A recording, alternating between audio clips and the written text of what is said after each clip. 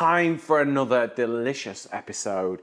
Today I've got two amazing recipes using California prunes. We have got a creme brulee with candied ginger and lime and California prunes, and then we have also got a passion fruit drizzle cake, and I've reduced half the fat using California prunes.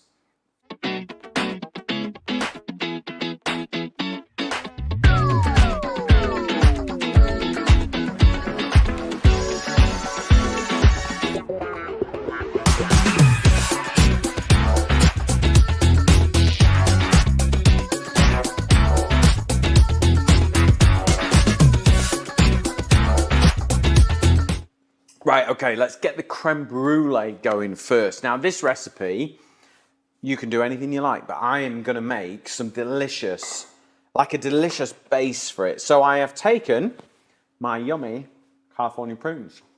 I need to do a lot with these today. And then just pop them in the bottom, okay? Make sure they're not stuck together. At least make a pretty pattern with them, Pete. I could. Concentric circles, Pete, concentric circles. How does that feel? How do you feel about that? Really uneasy, but it's okay. Do you? I'll let you off. Right, let me get a knife. Now, I thought an amazing flavour combination is ginger and California prunes, okay? So, rather than put like raw ginger in, which is just gonna blow your head off, I thought preserved ginger. So basically, have you ever used preserved ginger before?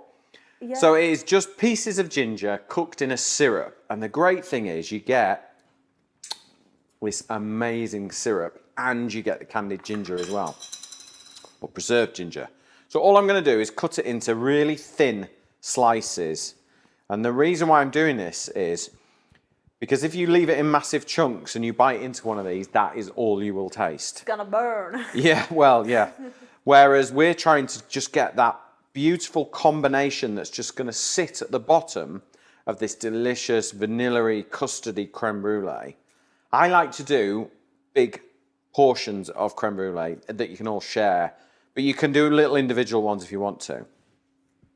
So, sliced up, you could chop it with a knife on a board and then put them in if you want. Probably 2 pieces is going to be enough, okay? So what if you used like powdered ginger? Ginger. Well, yeah, that's fine. You'll get a similar flavour profile, but you won't get those little slithery sweet nuggets of ginger. Because have you ever tried it just as is? No. Have a little taste of a slice. Have a little nibble. It's just, if you like ginger, you'll love it. It is really, really nice. Oh, reminds me of like a ginger cookie. Yeah. So, let's try this now. Piece of prune and candied ginger. So this is kind of where when we're working on recipes, we taste the raw ingredient together and then understand how it works. How does it play? Is it overpowering? Does it complement each other? And this is how we get to recipes. What do you think? So just spread out the ginger. So you've got a thin layer on the bottom, all right? And then take some of your syrup and put that on the bottom. And that is just gonna allow it all to marry together. That's it, that's all you need. That pattern in that tin's really putting me off, Pete. Oh man. Where does it need to, it'll be all covered up in a minute. There you go. Right, just wash my hands while you deal with that. Thanks. Okay, we'll cover it up in a minute. She doesn't have to look at it. Okay. Lime juice, lime, prunes, ginger. Great combination, okay?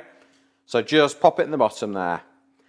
And it's almost just gonna sit there, and as it cooks, they will all marry together. So put that to one side, so Emily can't see it. And then we are basically on to our brulee, so our creme brulee. So 2 jugs. We want 9 egg yolks, okay? So you're gonna have to save your egg whites in this recipe. They will freeze, egg whites. Without whipping them? Yep. Oh, really? They will freeze. The best thing to do is put them into like a you know, a seal bag, a kitchen bag that you'd seal up. Yeah. And just pop them in.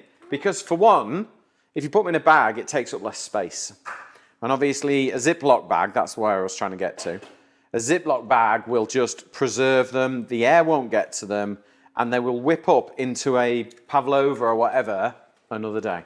But they will freeze, you can keep them for 12 months. Wow. Okay? And especially sort of a recipe like this, 9 egg yolks, it's quite a lot of egg white left over, isn't it? So you want to use, find ways of using it up. How would you use them? I would use them either on a Swiss roll and make a lovely Swiss roll or something like that. Or, I mean, you got to love a pavlova, haven't you? Yeah. In fact, we've got a recipe for a delicious summer pavlova. If you go to californiaprunes.net, there is a lovely summer berry and California prune pavlova recipe there. If I ask Carlos really nicely, he'll put a QR code along the bottom and it will take you to that recipe. There you go. We do look after you. We like to look after you all. Okay. So some of you also may have noticed I have a lovely new worktop. Beautiful. We really, really like them. From Materia, this is a Noir Laurent. Did I say? Yeah. Noir Laurent. And it is from International Stones, who we're working with. It is amazing. We absolutely love it. So thank you very much. If you want to know where to get it from, just send me a message and I'll let you know. Okay. Back to our California prunes. So, final egg yolk.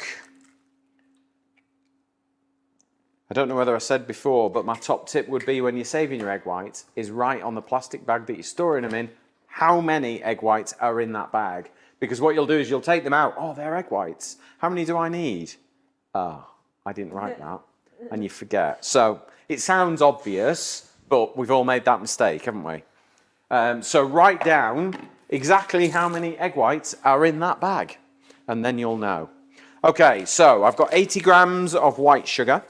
Just to get not too sweet, because we've got our candied ginger, we've got our California prunes, we've got the syrup from the ginger in the bottom. So this doesn't need to be heavily sweet. We've got some vanilla. Again, works amazing in terms of flavor combinations with prunes, okay? And this is what we do. We want to make sure that whatever we put into a dish, they're kind of best friends, all right? That's the best way to cook. A lot of people ask me, how do you come up with that combination? And this combination, it's all down to taste. Taste, taste, taste, taste, taste, and then create a canvas, i.e. a recipe, to deliver that taste. So, whisk it all together. You're only whisking to combine the sugar and the yolks. You're not trying to double it in volume or anything like that, because you don't want loads of volume in it. And then we have a pint of double cream, okay? You could do half and half if you wanted to. You could do half milk, half cream if you wanted to, but I think, look, if you're going to make a creme brulee, make a good one. All right? So heavy cream if you were over in America, it would be, not double cream, isn't it? That's right? Yeah. Okay, so I have preheated my oven to 100 degrees, okay? So I work with AEG, and my ovens will go down to 100 degrees Celsius. Quite a low temperature, because we're not trying to souffle this. If you were to cook it at a higher temperature, it will souffle, because it's full of eggs. All right?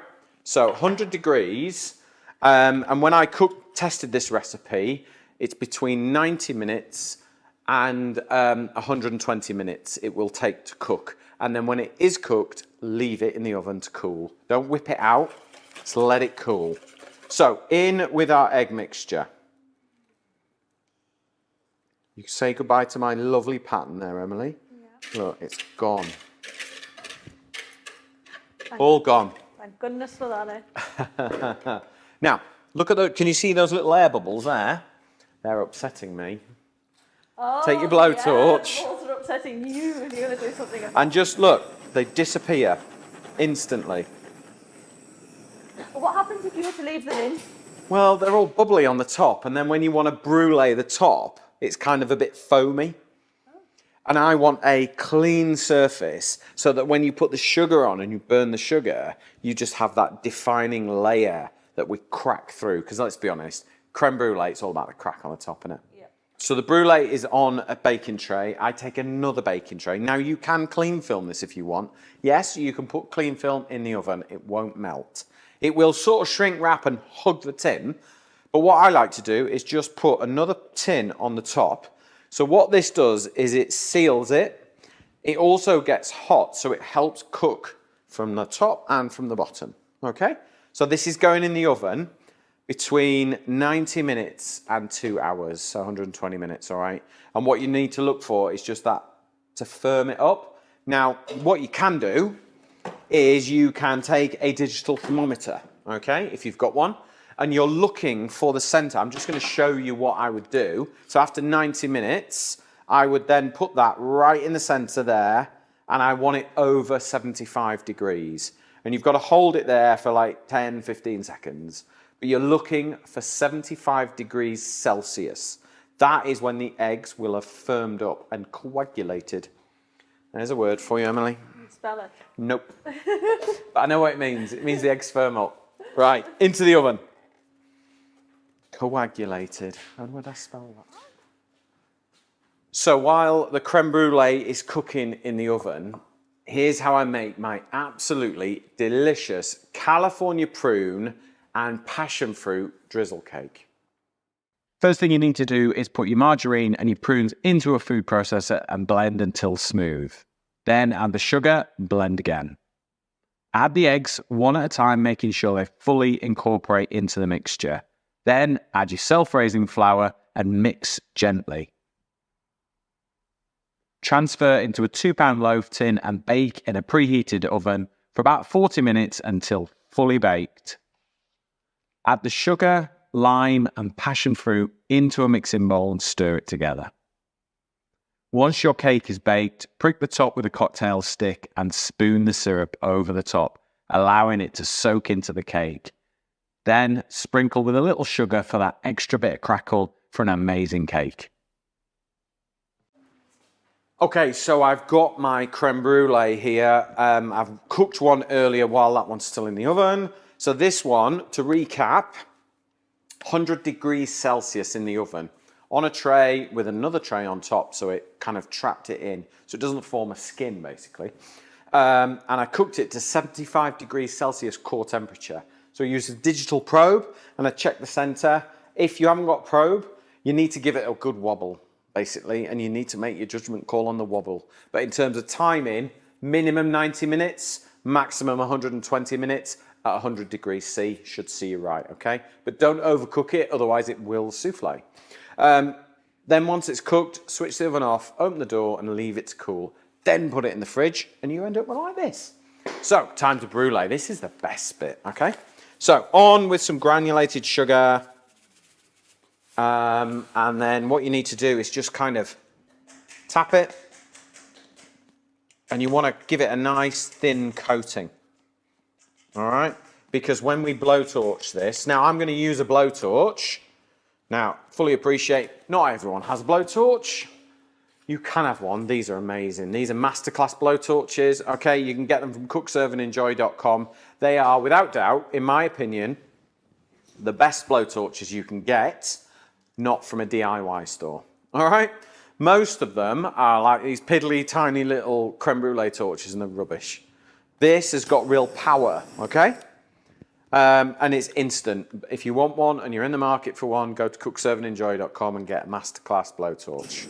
And then just start to work it around the sugar and just keep it moving. Now, if you haven't got a blowtorch and you don't want to buy one, you need to get your grill really, really, really, really hot and then just whip it under the grill until it caramelizes, but you don't want it there too long because you don't want to melt the custard, okay? Which is why a blowtorch is good for this. All right, but can you see how it just sort of, it melts, and as soon as the sugar hits temperature, oh, I whistled a bit then. As soon as the sugar hits temperature, it caramelizes. But sometimes there's a little bit of sugar underneath, so what you need to do is kind of take it to that black stage, but not too far, okay? Because you want burnt sugar, not like bitter, but you want that crack. You need to have the crack on there, don't you? Like a creme brulee? Do actually. Do you? Yeah. I had one the other week. I went to a Turkish restaurant in Cockermouth, actually, and it was lovely. Really? I don't normally have desserts. It was orange blossom creme brulee. It was really good. It was really simple, and it was just this lovely custard, and it had an amazing crack on the top with the sugar, and it was just right. It was just the right size. Everything was right about it. It was really nice. Nearly there. Take your time with this, and if you're going to make this for like a dinner party, I don't suggest you do this until the last minute, because it will soften back up and draw moisture from the actual custard. So you need to really say, right, you lot clear plates, I'm going to make the creme brulee kind of thing. Right, almost there. Just going to get the edges.